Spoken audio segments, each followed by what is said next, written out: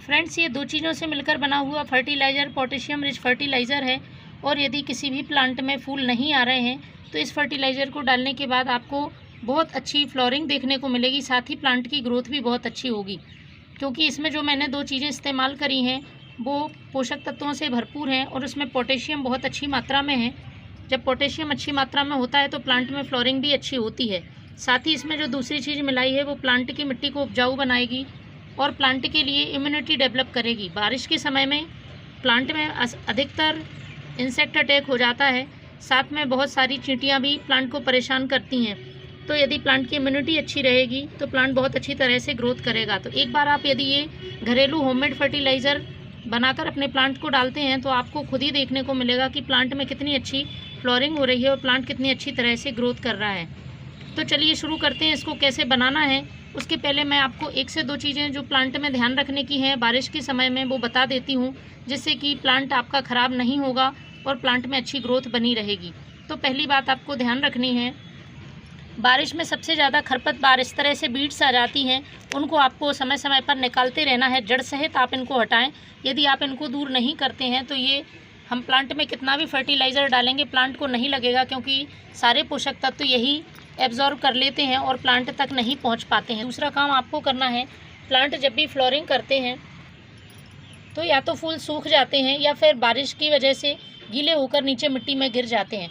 तो आपको इस चीज़ का ज़रूर ध्यान रखना है कि इस तरह से गीले हुए फूलों को आपको हटाते रहना है, जिससे कि प्लांट में नए फूल आते रहेंगे। साथ ही ये गीले फूल प्लांट की मिट्टी में जमा नहीं होंगे। यदि मिट्टी में जमा हो जाते हैं तो ये प्लांट की मिट्टी में फंगस लगा देंगे। तीसरा काम आपको रोज़ प्लांट पे करना है। रोज़ प्लांट में इस तरह से फूल सूख जाते हैं तो आपको उन फूलों को हटा के थोड़ी सी सॉफ्ट प्रूनिंग करते रहनी है, जिससे कि नई कलियाँ आती रहें और प्लांट अपनी ग्रोथ बनाता रहे। चौथा काम है, आपको जब भी बारिश रुकती है तो अच्छी तरह से कोई सा भी आपका प्लांट है, गुड़हल है, गुलाब, मोगरा, अपराजिता या किसी भी तरह के फ्लोरिंग प्लांट हैं तो उनको मिट्टी को एक बार गुड़ाई ज़रूर करना है, जिससे कि जड़ों तक हवा पहुंचती रहे।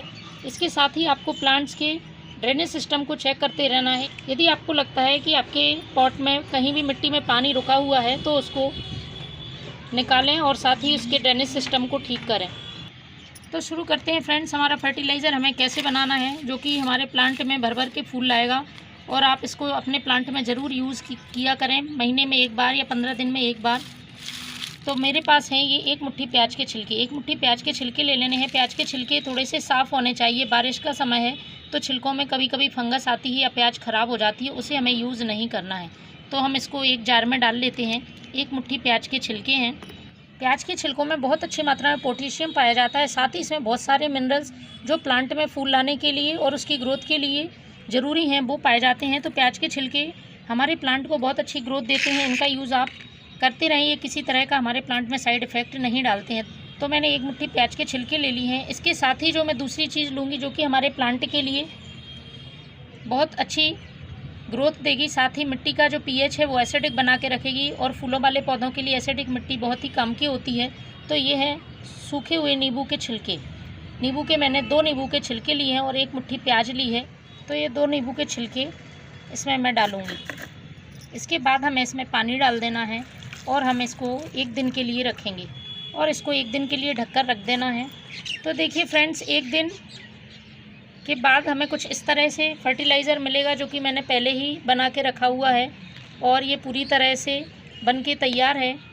इसमें देखिए ये नींबू के छिलके अच्छी तरह से गल गए हैं। इस तरह से गल जाएंगे तब नींबू का पूरा जो अर्क है वो पानी में मिल जाएगा और प्लांट में बहुत ही अच्छी ग्रोथ होगी।